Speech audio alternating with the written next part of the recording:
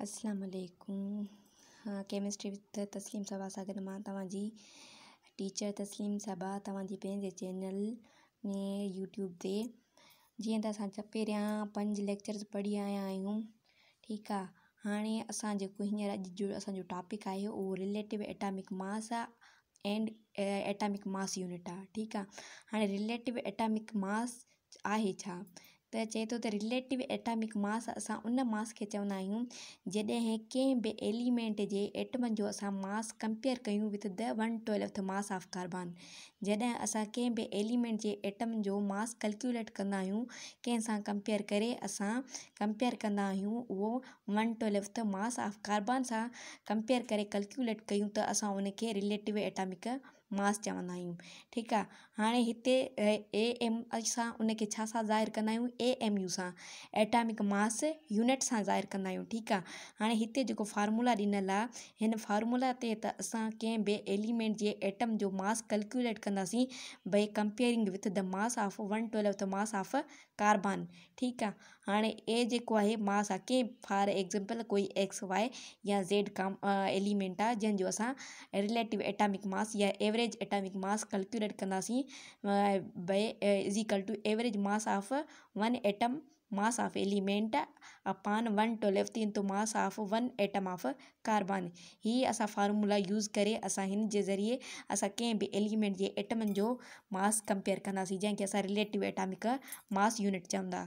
सही आहे, हाणे यूनिट ऑफ AMU कंहिंजे बराबरि आहे, उहो 1.66 इंटू 10⁻⁻12 ग्राम ऑफ कार्बन जे बराबरि आहे। माना 1 AMU छाजे बराबरि आहे, 1 into 10 1.66 into 10⁻12 gram of carbon.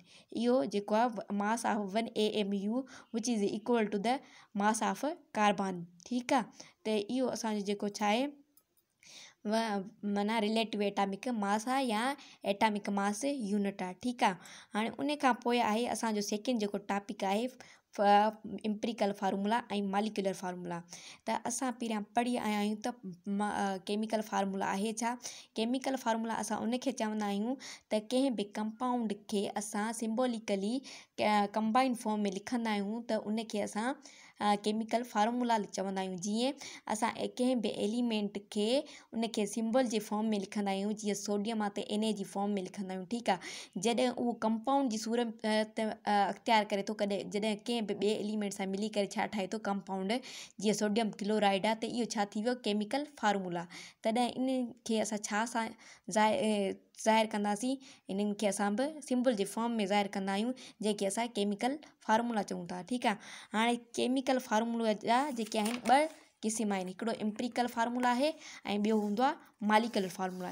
हिकिड़ो छा आहे एम्पिरिकल फार्मूला आहे, हिकिड़ो आहे एम्पिरिकल फार्मूला ऐं ॿियो जेको आहे उहो आहे मॉलिक्यूलर फार्मूला। माना केमिकल फार्मूला जा वरी घणा क़िस्म आहिनि 2, हिकिड़ो एम्पिरिकल फार्मूला, ॿियो केमिकल फार्मूला। ठीकु आहे, हाणे एम्पिरिकल फार्मूला आहे छा। एम्पिरिकल फार्मूला उहो फार्मूला आहे जेको कंहिं बि एलिमेंट जा कंहिं बि फार्मूला में मौजूदु एटमनि जा असुलु नंबर न ॿुधाए, जेको एक्चुअल नंबर एटमनि जा शो न करे, त उनखे असां छा था चऊं, एम्पिरिकल फार्मूला। हाणे ईअं चऊं त the formula showing a minimum relative number of each type of atoms in a molecule is called empirical formula. माना एम्पिरिकल फार्मूला उहो फार्मूलो हूंदो आहे जेको कंहिं बि केमिकल फार्मूला में मौजूदु एलिमेंटनि जे एटमनि जो असुलु तइदादु न ॿुधाईंदो आहे, त उनखे असां एम्पिरिकल फार्मूला चवंदा आहियूं। ठीकु आहे, हाणे मिसाल जी ॻाल्हि आहे, असां चऊं था हाणे हीअ आहे C6H6। ठीकु आहे, हीअ आहे बेंज़ीन, हीअ छा आहे बेंज़ीन आहे। त हाणे असांखे इन मां ख़बर पवे थी त एलिमेंट कहिड़ा आहिनि, हाइड्रोजन ऐं कार्बन ऐं हाइड्रोजन आहिनि, ऐं इन्हनि में घणा एटम मौजूदु आहिनि।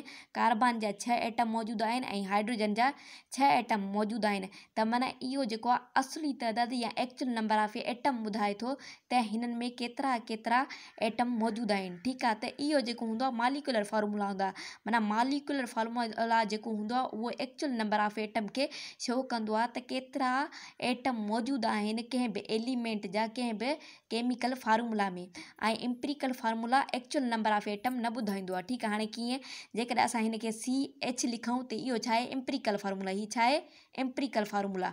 एम्पिरिकल फार्मूला में असांखे ख़बर नथी पए त बेंज़ीन में कार्बन जा केतिरा एटम मौजूदु आहिनि ऐं हाइड्रोजन जा केतिरा एटम मौजूदु आहिनि। सिर्फ़ु असांखे इहो ॿुधाईंदो आहे त कहिड़ा एलिमेंट मौजूदु आहिनि कार्बन ऐं हाइड्रोजन। ऐं इन खे अगरि ॿिए कंहिं अहिड़ो माना एलिमेंट जे एटमनि जी कॉम्बिनेशन कंहिं बि फार्मूला में रखूं त उन में बि असां डिस्टिंग्विश नथा करे सघूं त हीअ कंहिंजो फार्मूलो आहे। ठीकु आहे, त माना इहो एक्चुअल नंबर ऑफ एटम न ॿुधाईंदो आहे कंहिं बि एलिमेंट जो इन कंहिं बि केमिकल फार्मूला में। त उहो असांजो छा हूंदो आहे एम्पिरिकल फार्मूला। ठीकु आहे, उहो छा हूंदो आहे असांजा एम्पिरिकल फार्मूला। या चऊं त ग्लूकोस हा C6H12O6 आहे। हाणे इहो जेको आहे ग्लूकोस जो फार्मूलो आहे। हीअ कंहिंजो फार्मूलो आहे ग्लूकोस जो। हाणे जंहिंमें असां में खे ॿुधाए थो त हिन में जेका कार्बन जा 6 एटम, हाइड्रोजन जा 12 एटम ऐं ऑक्सीजन जा 6 एटम मौजूदु आहिनि। त हिन मां असांखे सही अंदाज़ो लॻे थो त हिननि मां हेतिरा हाइड्रोजन जा, हेतिरा ऑक्सीजन जा ऐं हेतिरा कार्बन जा एटम मिली करे छा था ठाहिनि ग्लूकोस था ठाहिनि। पर जॾहिं असां हिननि खे ईअं लिखूं CH2O त हाणे हीअ छा थी वियो एम्पिरिकल फार्मूला। हीअ छा थी वियो एम्पिरिकल फार्मूला। हीअ छा थी वियो एम्पिरिकल फार्मूला। ऐं हीअ छा आहे असांजो मॉलिक्यूलर फार्मूला। ठीकु आहे, हीअ असांजो छा आहे मॉलिक्यूलर फार्मूला। हीअ छा आहे एम्पिरिकल फार्मूला। ऐं हीअ बि छा आहे असांजो एम्पिरिकल फार्मूला आहे। ऐं हीअ छा आहे असांजो हीअ असांजो मॉलिक्यूलर फार्मूला आहे। मॉलिक्यूलर फार्मूला आहे ऐं हीअ असांजो छा आहे एम्पिरिकल फार्मूला। ठीकु आहे, त हिननि में असांखे एक्चुअल नंबर छो ख़बर पवे थी त हेतिरा एटम मौजूदु आहिनि हिननि एलिमेंट जा। पर हिते असांखे इहा ख़बर नथी पए त कार्बन जा केतिरा एलिमेंट जेको आहे मौजूदु आहे उन में जा केतिरा एटम आहिनि, हाइड्रोजन जा केतिरा एटम आहिनि या ऑक्सीजन जा केतिरा एटम आहिनि। त इहो असांजो छा आहे एम्पिरिकल फार्मूला। इहो असांजो छा आहे एम्पिरिकल फार्मूला। ठीकु आहे, हाणे हीअ जेके असांजी पॉइंटूं ॾिनल आहिनि त एम्पिरिकल फार्मूला छा आहे। Empirical formula shows the simplest ratio of atom present in a molecule. माना इहो सिर्फ़ु ऐं सिर्फ़ु सिंपलेस्ट रेशो जीअं मां तव्हांखे ॿुधायो त हाणे हीअ छा आहे माना इहो आहे बेंज़ीन। हाणे बेंज़ीन में हिन में C6H6 आहे। पर जेकॾहिं असां इन खे एम्पिरिकल फार्मूला CH में लिखूं था त हिते असां 1:1 में माना सिंपल रेशो में असां लिखंदासीं। ठीकु आहे, त इहो actual number of atom show नथो करे। ठीकु आहे, ऐं उन खां पोइ चवे थो empirical formula does not show the actual number of atom in a molecule. साॻी ॻाल्हि आहे जेका मां तव्हांखे पॉइंट ॿुधाई। Empirical formula tell us the type of element present. सिर्फ़ु असांखे ॿुधाईंदो आहे त कहिड़ा एलिमेंट मौजूदु आहिनि, पर इहो न ॿुधाईंदो आहे त केतिरा एटम मौजूदु आहिनि उन एलिमेंट जा। ठीकु आहे, सही आहे। हाणे हीअ मां तव्हांखे ग्लूकोस जो बि एग्ज़ाम्पल ॾिनो ऐं उन खां अलावा बेंज़ीन जो मां तव्हांखे एग्ज़ाम्पल ॾिनो। हाणे उन खां पोइ आहे मॉलिक्यूलर फार्मूला। मॉलिक्यूलर फार्मूला उहो फार्मूला हूंदो आहे जेको असांखे एक्चुअल नंबर ऑफ एटम मौजूदु माना ॿुधाईंदो आहे त कंहिं बि एलिमेंट जा केतिरा एटम कंहिं बि फार्मूला में मौजूदु आहिनि त उनखे असां मॉलिक्यूलर फार्मूला चवंदा आहियूं। त माना जेको actual number of atom show करे त हिन एलिमेंट जा एतिरा एटम हिन मॉलिक्यूलर फार्मूला में मौजूदु आहिनि। जीअं मां ॿुधायो त हिते बेंज़ीन आहे, हीअ C6H6 आहे, त हीअ माना असुलु तइदाद एटमनि जो ॿुधाए थो। ठीकु आहे, त कार्बन जा 6 एटम मौजूदु आहिनि, हाइड्रोजन जा 6 एटम मौजूदु आहिनि बेंज़ीन में। ठीकु आहे, पर माना हू जेको आहे असांखे इहो न ॿुधाईंदो त केतिरा एटम मौजूदु आहिनि। ऐं मॉलिक्यूलर फार्मूला इहो बि असांखे ॿुधाईंदो आहे त इहे केतिरा माना एलिमेंट जा जेके एटॉमिक वेट मौजूदु आहे। त माना असां जेके आहिनि उन एलिमेंट जा जेके बि हूंदा एटम उन्हनि खे असां समअप करे इहो कैलकुलेट था करे सघूं त हिन जो हेतिरा वेट जेको आहे एटॉमिक मास या हुन में मौजूदु आहे कंहिं बि फार्मूला में। पर एम्पिरिकल फार्मूला उहो असांखे न ॿुधाईंदो आहे। ऐं हीअ असांखे इहो सभु ॿुधाईंदो आहे त केतिरा एटम मौजूदु आहिनि, केतिरा एलिमेंट मौजूदु आहिनि ऐं उन्हनि जो वेट केतिरो आहे। इहो असांखे केरु ॿुधाईंदो आहे मॉलिक्यूलर फार्मूला ॿुधाईंदो आहे। ठीकु आहे, हाणे हिते कुझु जेके मिसाल आहिनि ऐं कंपाउंड आहिनि उन्हनि जा एम्पिरिकल फार्मूला ऐं मॉलिक्यूलर फार्मूला हिते ॾिए थो। ठीकु आहे, हाणे हीअ कार्बन डाइऑक्साइड आहे। कार्बन डाइऑक्साइड जो जेको आहे एम्पिरिकल फार्मूला CO2 आहे ऐं जेको मॉलिक्यूलर फार्मूला बि हिन जो CO2 ई रहंदो। ऐं ग्लूकोस आहे त इन जो एम्पिरिकल फार्मूला CH2O ऐं मॉलिक्यूलर फार्मूला C12H22O11 आहे। ठीकु आहे। ऐं हाइड्रोजन पेरोक्साइड आहे HO आहे। ऐं जेको आहे मालिकुलर फार्मूला H2O2 आहे। ऐं बेंज़ीन CH आहे, एम्पिरिकल फार्मूला C6H12 जेको आहे C6H6 जेको आहे मालिकुलर फार्मूला आहे। एस्टिक एसिड आहे CH2O आहे। ठीकु आहे, इन जो एम्पिरिकल फार्मूला ऐं मालिकुलर फार्मूला जेको आहे CH3COOH आहे। ठीकु आहे, हाणे इहे आहिनि मालिकुलर फार्मूला ऐं एम्पिरिकल फार्मूला। उन खां पोइ आहे एटामिक नंबर छा आहिनि हूंदा, एटामिक मास छा आहिनि हूंदा एलिमेंट जा। हाणे मां ॿुधायां त पीरियोडिक टेबल में जेके घणा एटम मौजूदु हूंदा आहिनि। पीरियोडिक टेबल में अॼु ताईं पीरियोडिक टेबल में 118 एलिमेंट आहिनि। घणा एलिमेंट मौजूदु आहिनि पीरियोडिक टेबल में? 118 एलिमेंट आहिनि, जंहिं मां 92 जेके एलिमेंट हूंदा आहिनि उहे छा आहिनि, नेचुरली अकरिंग। छा आहिनि? नेचुरली अकरिंग एलिमेंट्स आहिनि। ठीकु आहे, ऐं उन खां अलावा ॿिया जेके रिमेनिंग आहिनि उहे छा आहिनि, आर्टिफिशियली। ॿिया जेके रिमेनिंग छा आहिनि, आर्टिफिशियली। उहे छा आहिनि, आर्टिफिशियली, जेके असां लेबॉरेटरी वग़ैरह में फॉर्म कयूं था। ठीकु आहे, हाणे उन खां पोइ जेको चए थो त हाणे सिम्बल्स कंहिं जीअं सोडियम आहे त इन खे सोडियम ईअं लिखंदा आहियूं। ठीकु आहे, हाणे Na जो जेको एटामिक मास जेको हूंदो आहे उहो 23 हूंदो आहे। ऐं जॾहिं त एटामिक नंबर जेको हूंदो आहे उहो 11 हूंदो आहे। त हाणे हिते इहो ॿुधाए थो त एटामिक नंबर छा आहे, एटामिक मास छा आहे। माना हाणे जेको असांजो जेको टॉपिक आहे उहो एटामिक नंबर छा आहे, एटामिक मास छा आहे, उहो असां हिते पढ़ंदासीं। त चए थो त एटामिक नंबर जेको हूंदो आहे, number of proton in the nucleus of इन एटम ऑफ एन एलिमेंट। हाणे मिसाल जी ॻाल्हि असां चऊं त हीअ जेको हिकु एटम आहे, हाणे एटम जी असां स्ट्रक्चर ड्रा कंदासीं त हीअ अंदरि हीअ न्यूक्लियस हूंदो आहे ऐं उनजे चौधारी जेके छा हूंदा आहिनि, शेल्स मौजूदु हूंदा आहिनि, जंहिंखे असां ऑर्बिट पे चवंदा आहियूं। ठीकु आहे, हाणे न्यूक्लियस जे अंदरि जेके हूंदा आहिनि प्रोटॉन ऐं न्यूट्रॉन मौजूदु हूंदा आहिनि। जॾहिं ते इलेक्ट्रॉन जेके हूंदा आहिनि नेगेटिवली चार्जड हूंदा आहिनि, उहे जेके हूंदा आहिनि शेल्स में मौजूदु हूंदा आहिनि। त हिते चए थो जेके बि number of proton present in nucleus, number of proton present in nucleus is known as atomic number. जेके बि नंबर ऑफ प्रोटॉन आहिनि त उन्हनि खे छा थो चए, एटामिक नंबर।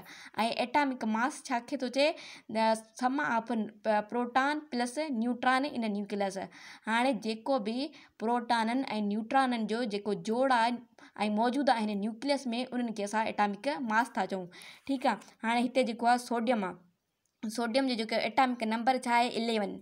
छा आहे, 11। त माना जेको नंबर ऑफ प्रोटॉन आहे उहो छा आहे, 11। माना नंबर ऑफ प्रोटॉन खे असां छा था चऊं, एटामिक नंबर। सही आहे, हाणे उन खां पोइ आहे हीअ जेको आहे 23, इहो छा आहे, एटामिक मास आहे।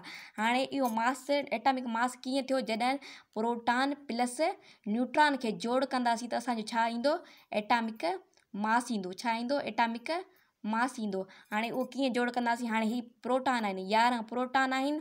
ठीकु आहे, हाणे उन खां पोइ जेको आहे, हाणे टोटल असांजो 23 आहे। त इन में असां छा केतिरा ऐड कंदासीं, हाणे 23 मां जेके बि 12 बचंदा त उहे असांजो छा आहिनि, नंबर ऑफ न्यूट्रॉन आहिनि। जॾहिं वरी न्यूट्रॉन ऐं प्रोटॉन खे पाण में जोड़ कंदासीं, हाणे असां चऊं था त हिते न्यूट्रॉन घणा आहिनि, 12 ऐं प्रोटॉन घणा आहिनि, 11। त इहो टोटल घणो थींदो, 23। त माना प्रोटॉननि ऐं न्यूट्रॉननि जे जोड़ खे असां एटामिक मास चवंदा आहियूं। प्रोटॉननि ऐं न्यूट्रॉननि जे जोड़ खे असां एटामिक मास चवंदा आहियूं। ठीकु आहे, त हाणे हिते इहा ई ॻाल्हि करे थो त the atomic number is the number of proton in the nucleus of an atom of any element. त एटामिक नंबर उहो हूंदो आहे जेको नंबर ऑफ प्रोटॉन मौजूदु हूंदा आहिनि कंहिं बि एलिमेंट जे न्यूक्लियस में, त उनखे असां एटामिक नंबर चवंदा आहियूं। ऐं जंहिंखे असां Z सां ज़ाहिर कंदा आहियूं। छा सां ज़ाहिर कंदा आहियूं, Z सां। ठीकु आहे, छा सां ज़ाहिर कंदा आहियूं, एटामिक नंबर खे Z सां ज़ाहिर कंदा आहियूं। ठीकु आहे, वरी उन खां पोइ जेको आहे उन खां पोइ आहे atomic mass. All atom of element have same atomic number due to presence of some number of proton. हाणे जेके नंबर ऑफ प्रोटॉन ऐं न्यूक्लियस जे में मौजूदु इलेक्ट्रॉन प्रोटॉन ऐं न्यूट्रॉन जे जोड़ खे असां छा था चऊं, एटामिक मास। ठीकु आहे, हीअ मुंहिंजो जेको आहे लेक्चर एतिरो ई आहे। ऐं जेको मां नेक्स्ट में ॿियो तव्हांखे तफ़सील सां एटामिक नंबर ऐं मास नंबर कढणु सेखारींदमि। ठीकु आहे, अल्लाह हाफ़िज़, take care, have a nice day and best of luck.